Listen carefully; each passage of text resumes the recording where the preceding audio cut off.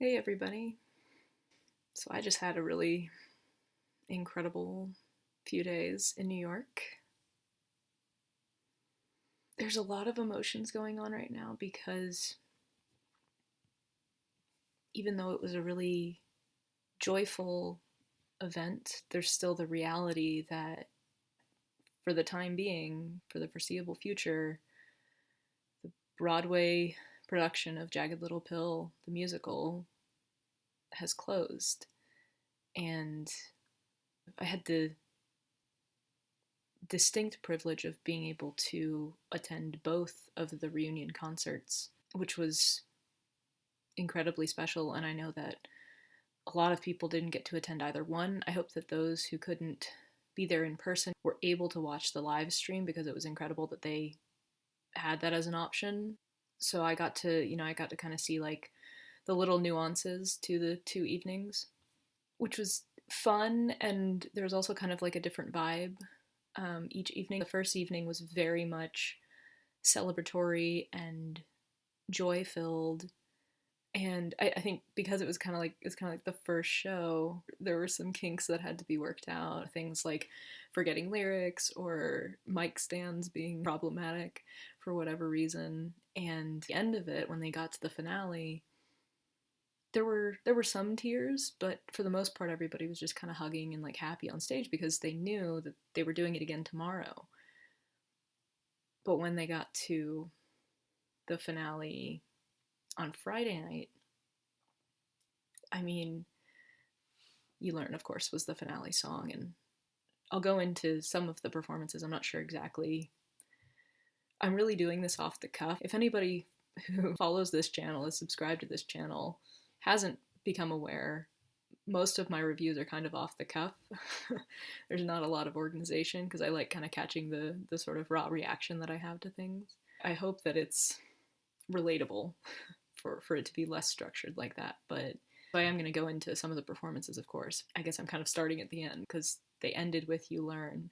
Everybody, the whole company is on stage singing, and You Learn is happening at the same time that Thank You is happening, and there's this wonderful sort of medley going on, and so many voices, so many different harmonies happening.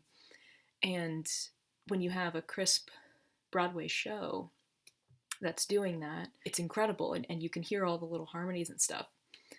But when 50% of the people who are supposed to be supporting all these harmonies are already crying, the harmonies start to get lost a little bit. I was taking videos throughout the show, and I've shared them on my my Insta stories. If you follow me on Instagram, I don't think I've talked about my Instagram on here, but MG Scott Ryder is my handle if you want to follow me on Instagram, and you can check out all my Jagged content on there because initially my Instagram was just going to be about writing and screenwriting, probably more specifically.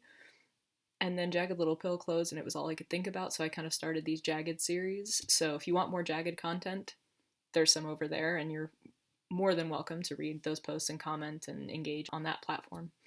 But so I took some video of this, and the very end of the song, the incomparable Elizabeth Stanley. It was very cool for me to get to see Elizabeth Stanley perform live because I got to see Heidi Blickenstaff play MJ twice, which was amazing, and I loved her as MJ. But I always kind of wanted the set. I kind of wanted to be able to see how Elizabeth did MJ. So it was cool that I got to see a performance of hers. So she has the last little little bit at the end of You Learn, and you could hear her voice breaking at the end, and everybody on stage was just like hugging each other. Lauren was crying, Morgan, and everybody was just like, there was so much emotion. And because you get to the end and it's just Elizabeth who's singing, no one else has to be singing, which means that everybody else on stage is sort of absorbing this moment and realizing this is the last time for a while that they're going to be together doing Jagged. And so just like everybody else on stage has just like lost it at this point. And Elizabeth manages to get out the last few notes, and the music kind of cuts out, and then everybody's just this like hugs and crying, and they, you know, take their bows. There's a standing out from the audience that lasts like so long. Yeah, so it was just like a really emotional end to the show. Backtracking, because I want to talk about kind of the whole experience, and I didn't anticipate starting at the end, but I guess that's where my brain's at, I think, because I'm thinking about, you know, I'm thinking backwards of where things ended all the way back to the beginning and kind of absorbing it in that order. But the show opened with the very recognizable overture music, and Veronica stands up, you know, in the very same way that she does in the show, and sings that first "Swallow It Down" thing. And I'm not going to sing it because I will not do it justice, because she's incredible. And it was maybe like 7 people on stage who were singing the backup for this bit, and it was already great. And then when they got into the "All I Really Want" part of the overture, and it kind of was like building up to something, and they got to the "You Oughta Know," which is where, that's when, you know, in the overture, it's when the ensemble is like all on stage and they're like jumping, and that's when you reveal that Joe is in the midst of the ensemble. So it's like you're showing more of the cast is there. And when they did that, the lights kind of went on, and we could see that there were people behind us, and they were all, so like the rest of the group that was going to be performing, they were all behind the tables dancing and just like jamming out to the "You Oughta Know" portion of the overture. And I was just like, I felt like I was back in the Broadhurst. It was so special. And there was so much just like kinetic energy being in that room during that number. And it was just the absolute perfect way. The only way to open up a Jagged show is with that number performed in that way. So I was just like, yeah, this is going to be amazing. And I already knew it was going to be amazing, but they announced that it was a concert and it was happening at a cabaret kind of venue. And so I wasn't fully sure what that would mean as far as what they would be able to do and how they would perform stuff. But after that number, I was just like, okay, this is exactly what it's supposed to be, and I'm here for it.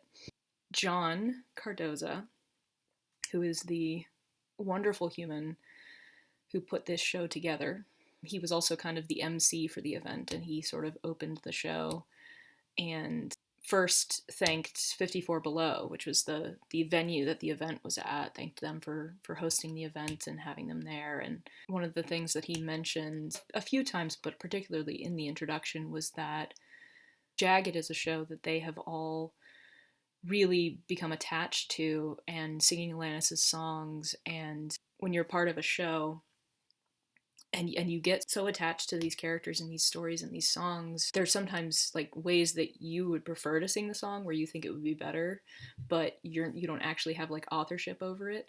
So this evening, or these 2 evenings, were sort of this company's opportunity to sing Alanis's music the way that they wanted to sing it. And that made it even more special, because it was just like, it was a show that was by the Jagged fam, for the Jagged fam. And that also made for some really unique performances, and getting to see different types of harmonies and lengthened versions of songs that we only get to see little bits and pieces of in the show. Kind of starting right out with Jane Bruce doing Right Through You, which is a very, very small number in the show. And Jane does a great job of it. And we got to see a lot of Jane tonight. Jane also has an Alanis medley that she has put together that she's performed before. But it was enhanced at this event by adding some of the other cast into it and doing these incredible harmonies. And it was just, I feel like if I were to pick, if someone was like, what would be one word to describe the Jagged reunion concert, or what is your takeaway? If you have one takeaway from this reunion concert, it would be harmonies, because we got to see so many renditions of songs with so many incredible harmonies that weren't in the show, that aren't in Alanis's original music, but you hear them and you're like, this is how the song should be sung. That's sort of how I felt when I first heard Tom Kitt's arrangement of That I Would Be Good. And if you've seen the other video that I did of my Jagged reaction, I've talked about That I Would Be Good a couple times and how it's my favorite song. But at this event, I didn't get a trio of That I Would Be Good. I got 6 people. There was a really big emphasis at this event of showcasing how talented these swings and understudies are. These people who never got to play their tracks because the show didn't run long enough to have gotten that chance. And I'll get to That I Would Be Good in a second, but I'm trying to stay chronological and stay in order. And the first number that happened that was like that was Hand in My Pocket. And I have already seen a couple of swings understudies do Hand in My Pocket because I saw Ren Rivera and Deanne Stewart do it in a video that was taken at the Hudson Yards performance this past fall. And so when they said they were going to do Hand in My Pocket, I was like, oh, is it going to be Ren and Deanne? Is it going to be Lauren and Morgan? Like, what's going to happen? And it was neither of those pairs. It was Grace and Veronica, both of whom are a Joe swing and a Frankie swing. And it was really cool to get to see yet another swing pair do this song.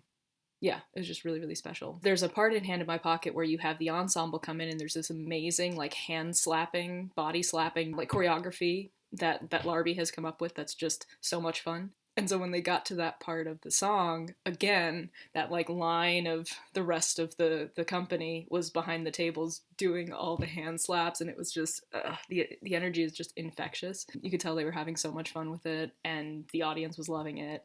But yeah, that was a great number. And I also loved it because they always had these little introductions of who the next performer was going to be. So you could kind of like anticipate what you were about to see. Sometimes you'd be right, sometimes you'd be wrong. But they were like, we're going to have 2 of our youngest and newest cast members come up. And then Audie and Morgan did Ironic, which was just, adorable. And I love the harmonies in that song. Yeah, it's just got such a great energy to it. And then Audie and Morgan stayed on stage afterward. And that is when they brought up Deanne, John, Ren, and Grace. And 2 Frankies, 2 Phoenixes, and 2 Joes did That I Would Be Good. The really special thing about it is that like Deanne and John have been with the show for a long time, and Morgan, Audie, Ren, and Grace all joined with this reopening cast, so you were getting some kind of like senior members and some newer cast members performing this song together, and it was just really, really special. And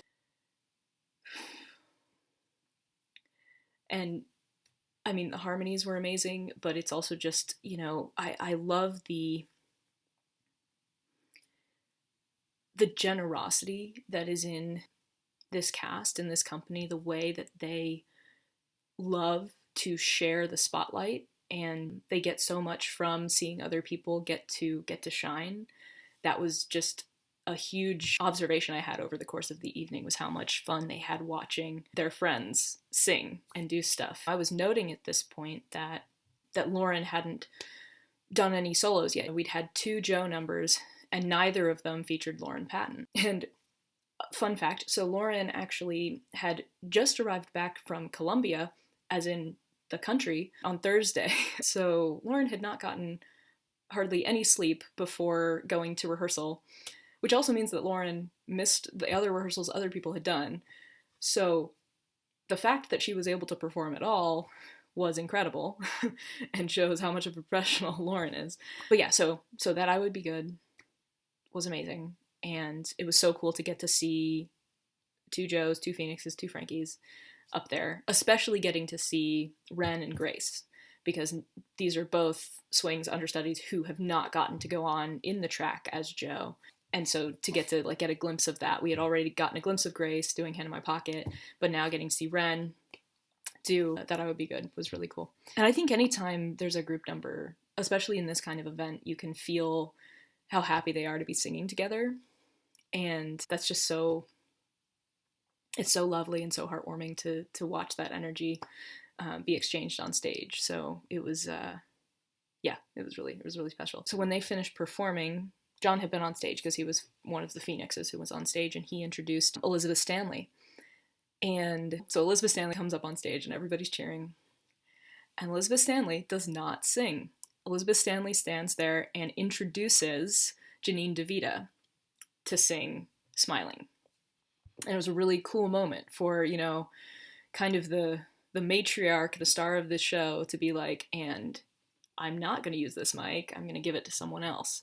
And she kind of explained about, the unique situation of her being on maternity leave and Heidi taking over, and how that kind of pushes someone who was her swing even further down because they've got a replacement person. And so when Elizabeth came back and they shared the role, which, by the way, all Broadway shows should adopt that policy of, allowing people to share a role like that, because it gives new moms, it gives new parents, or anybody who needs time off, the ability to still keep their job, but also like be able to take that time to be with their loved ones. And I remember when I first heard that was like the arrangement, I was so excited. And it's also kind of cool because you get the chance to see two different people play this character. If you can't tell already, I'm all about getting to see different versions of these characters that are out there, because everybody's so talented and it's so cool to see the nuances to each person's performance of the character. Anyway, so that made it even less likely that Janine would get to go on as MJ at some point, because they already sort of had an alternate. So it was so special to get to see Janine DeVita perform Smiling, because this is it's a marathon of a song in general. We could tell Janine was kind of nervous about being up on stage and getting to shine in that way, but she really deserved it because she was great, and it was so cool to get to see her kind of get a taste of what she would have been like as MJ, since she hadn't gotten a chance to do that. Next up came Derek Klena, who did Perfect, but he had this little intro where he was talking about how John and Max, whenever he was singing it on stage, John and Max would be backstage like singing harmonies to it. So there was sort of this like trio version of Perfect that was happening that Derek was unaware of. And so they decided to bring that to this. And Max wasn't at this event, so it was just the two-part, sort of a duet version with John Cardoza doing these like beautiful harmonies above Derek. And yeah, that was a really, really special song. And I also loved the song Perfect, so getting to hear that enhanced was really, really cool. And again, like the energy of like the two of them on stage, you could just tell they were having a great time singing together. And the next number was something that is a song that is not in the show. It was in an earlier version of the show, and then it got cut for whatever reason. The song Woman Down, which is like the most fun song. I was not aware of this song until seeing it at this concert, and now I'm like really annoyed that it's not in the show because I could have known about it earlier. But it was just such a fun number, and it was a group number, so it was like everybody on stage just like rocking out together. And yeah, hashtag justice for Woman Down. 100%.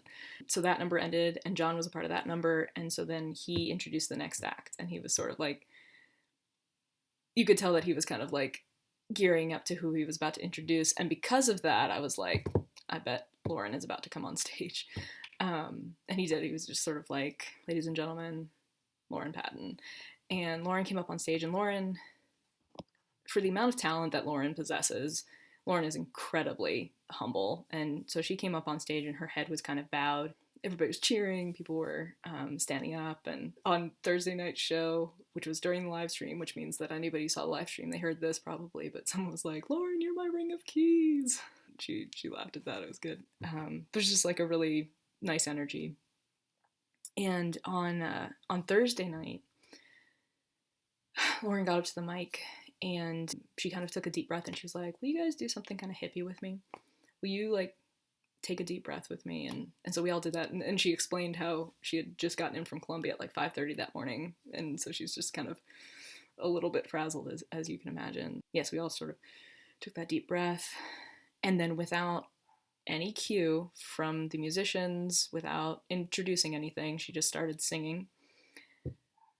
And she started with the word I, which, by the way, is the start of both You Oughta Know and Your House. So I wasn't exactly sure what was happening. But then she went into Your House. And what was really cool, a cappella Lauren Patton, amazing, and exactly how that number is performed in the show. But she did the whole song, which was really cool. And like I said, a cappella the entire time, stayed on pitch. Like, I mean, I know she's a professional, but it was still really cool and really impressive. On the second night when she did Your House, she didn't do any kind of intro. She didn't do the breathing like meditation beforehand. She just came up on stage, sort of centered herself, and then just started singing without any kind of intro. And then Lauren stayed on stage, and each of the performers, when they were on stage, when they were kind of like either introducing a song or like tuning their instruments or something, there would be like little anecdotes that they would tell about like their own time with the show, like a little behind the scenes story, which was really nice. And so Lauren Patton obviously has been through a lot with this show, and has had nothing but dignity and class throughout all of it, and I'm just in awe of the way that she's handled herself. But she talked about, you know, how important this character is, and how special it's been to get to go on this journey with this character, and with two other people who are here tonight. And Lauren's like, "Where's come up on stage?" And Grace and Ren join Lauren on stage. I was thinking they're not going to do You Oughta Know, because it is my humble opinion that you should have to pay Broadway admission to see Lauren Patton perform You Oughta Know. You also kind of really need the band, the ensemble, the angst that's in that scene to really get like the full experience of what that number should be. So I was not anticipating that we would see You Oughta Know, but there were two different ways. Like each night when she was introducing things. The first night, when she had Ren and Grace come up on stage, she was like, "I think y'all know what we're about to sing." And, you know, of course, everybody in the audience is like, it's gotta be You Oughta Know, but like, how are we so lucky that this is gonna happen? But I really liked how she introed it the second night, though, because she was standing up there and she was like, "What should the three of us sing?" And that got laughs from the audience, of course. But I could do a whole video just on how incredible it is to see three Joes doing You Oughta Know, because of everything that character represents in terms of how widespread the spectrum of gender and identity is, and how many different versions of Joe are valid. And so to get to see three Joes performing like the big Joe number, yeah, it was amazing. And it also completely rocked, because all three of those singers are incredible. And the way that they did it was like Lauren started it out, of course, and then in the second verse, like, did this sort of move where she almost just like handed it off to Grace to take the next verse, and then Grace sort of handed it off to Ren, and it was just this wonderful like communal experience of the three of them doing You Oughta Know. And yeah, it was amazing. It was so cool. After they finished it, there was like this big group hug, which was just so emotional. And watching them, you could just see how much love these humans have for each other, how much they support each other. And there are three different versions of Joe. There are three different people who are going through different things with their own gender and identity journeys, and it's so beautiful and wonderful and affirming to see. Yeah, okay, I'll stop, because like I said, I could just talk about that forever, but I want to get to the rest of the concert. So next, Elizabeth Stanley comes on stage, and she does this thing where she's kind of like dragging the mic stand over, and she's like, "Always following the Lauren Patton standing ovation." Because of course, after You Oughta Know, both nights there was a huge standing ovation, which for me, since I saw the show twice and neither time did I get my full standing ovation, I was so happy to get to be part of an actual You Oughta Know standing ovation. It's like dream come true. But yeah, it was just like a great little humble joke, because Elizabeth Stanley does Uninvited, and Uninvited is amazing, but it does come right after everybody has stood up to cheer Lauren Patton's You Oughta Know. So I love that she kind of like commented on that both nights. But yeah, Elizabeth Stanley is my first time seeing Elizabeth Stanley perform live, and the emotion that she taps into on Uninvited,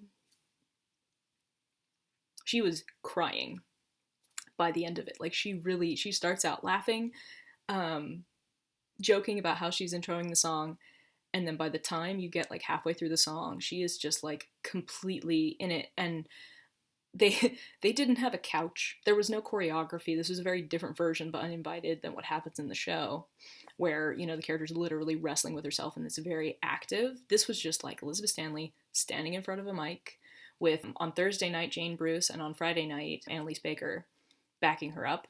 Both of them fantastic. Both of them Bella swings, getting to kind of do the Bella part, which was really cool. And I actually got to see Annalise Baker do Heather's track and do the choreography the second time that I saw the show, which was really special. And so I've seen her do like two different things in this number, which is awesome. Yeah, that was quite a performance, and I'm so glad I got to see it. It was really cool. I got to see it twice, which is just insane. And then afterward, Elizabeth stayed on stage and she introduced the next people, and it was Ken and Zach, because Sean Allen Krill wasn't able to come to the event, and so Ken and Zach did Mary Jane. And the way that Elizabeth introduced it, she's like, probably my favorite moment in the show is the one where I get to just like lay asleep while other people sing to me. Which is, you know, kind of dark humor for MJ having OD'd, being in the hospital, and having Steve sing to her. Yeah, Ken and Zach came out and they did Mary Jane, and it was beautiful. Oh my gosh, their harmonies were amazing. But especially the first night, they were almost like trying to outdo each other on some of the like musical riffs that were happening, which was really just fun and funny to watch, and kind of, you know, lightened the mood after watching Uninvited. But yeah, that was a great number as well. Then comes like the moment that we've all been kind of waiting for, because when they released like the little Insta story of the rehearsal footage for this show, one of them was telling us that we were going to get to see Jane Bruce's medley that she had come up with, her Atlantis medley, but with added voices.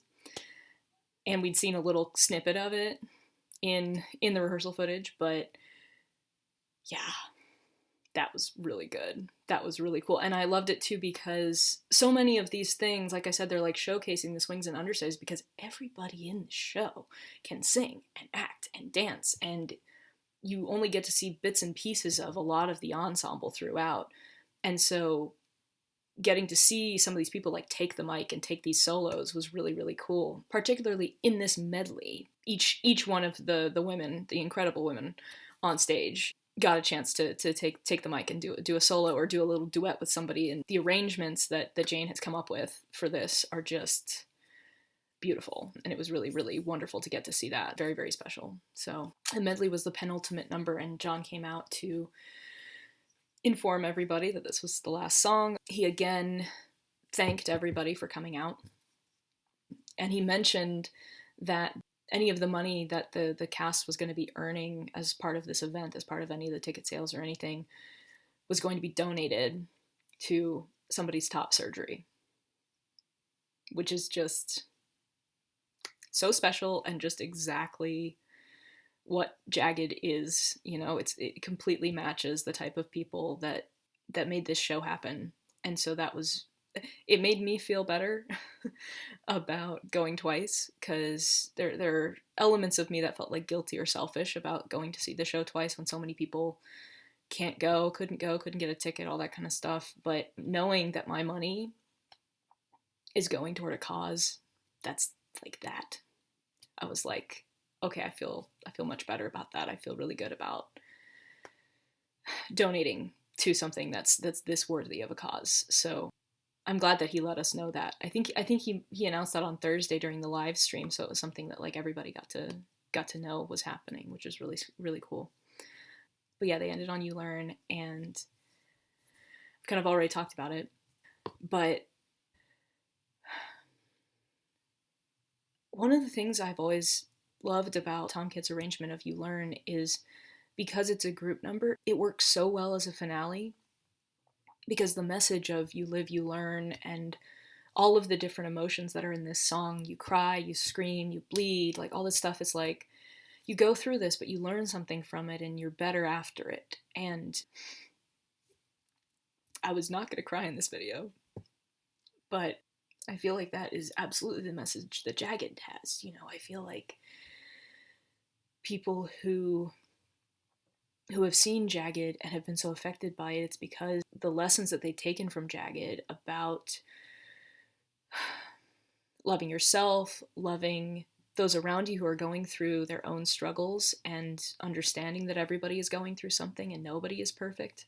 And you are good enough without condition. It's such an important lesson for people to learn. And so I just, that number, every time that number comes up and you're kind of, you've gotten to the end of the show and you're kind of watching all the different characters, and they've, the way that, I don't know exactly what goes on behind the scenes, whether it's Tom, whether it's Diablo, whether it's Diane, like how they decide which character gets which line. I think they've perfectly tailored each line to the characters and modified Alanis's original lyrics to fit the characters. And it's just, again, the perfect way to end the show. You know, they open the show with the overture, they end it with You Learn, and they kind of did the songs in order in the show. The people I was sitting with, we were kind of discussing, we're like, are these happening in order? And there were maybe only like 2 or 3 songs that are in the show that they didn't do, or that they didn't do some part of in a medley. So they really covered a lot of the songs. It wasn't like watching the show. It wasn't like we were watching these characters and there was dialogue and stuff, but it really did feel like we just experienced Jagged, which was really cool and really special. And I bet there were a lot of people there who never got to see the show. And so to get to have that experience and see this music performed in the way that this cast connects to it was incredible. And I'm still floating from the experience. It was so surreal. And afterward, keep in mind, this is New York in January, and it's like 20 degrees outside. And on the first night, it was maybe like 8:30. And on the second night, it was like 11 p.m. And this cast, they came out and did basically like a stage door afterward, and, you know, took pictures, signed things. I didn't bring anything to sign because I didn't feel like that was what this event was. But of course, they were very generous with their time, and they took pictures and they signed things for people and just kind of chatted with people. And there were a lot of hugs and crying, and it was just such a warm atmosphere to be a part of, which was nice because it was freezing outside, so we needed to find a way to warm up a little bit. But I just, kind of throughout the night, I was just kind of in awe of this cast being able to kind of push through the hard times that they've been through, especially this past year. It's really devastating to have a show close without warning. And the fact that John Cardoza had the wherewithal to put this event together in such a short time frame, and in the midst of dealing with the loss of the show, yeah, he is a really impressive human.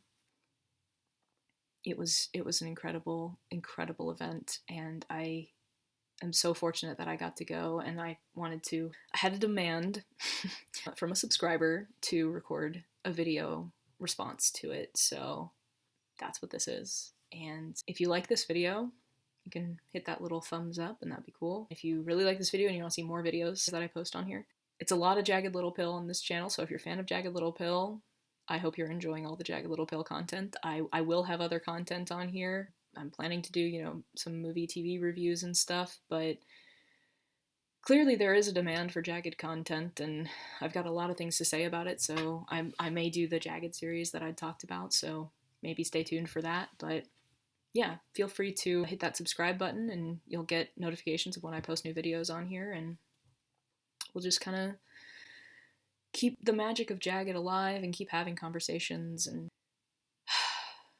art is just such a cool thing, and I feel really fortunate to be able to experience shows like Jagged, but also to engage with fans about these incredible shows. And it just kind of creates this really cool community of people who are just so emboldening and supportive. And particularly with Jagged, like, I don't know that I've really experienced something like that before, where there's just so much love and acceptance of come as you are sort of sentiment about how to approach things. Like, it's very much a show about, like, we're all human, and that's beautiful, and you shouldn't feel shame about that. And if you're going through something, you should tell someone about it, because they may be going through something as well and need to talk to you about it. And if we all communicate, then we can all heal together. And I feel like with the wound of losing this show, I feel like this reunion concert was incredibly healing. I feel like it it gave this company a chance to get closure on their terms. And I think that was incredibly important. So, yeah. I'm I'm so sad that the show is closed, but I don't think this is the last that we've seen of Jagged Little Pill. And every single one of these cast members is going to land on their feet because they're all really talented, but it's sad that they won't be landing back in this show in this iteration because they had so much more to do. There were so many more stories to tell with this show with these cast members, but it was really incredibly special to be there with them to celebrate the magic of this show. So, yeah. Thank you, Jagged Little Pill. Thank you, John Cardoza, for putting this together. And we'll check back and we'll see what happens with this show because it's coming back. It's not gone forever.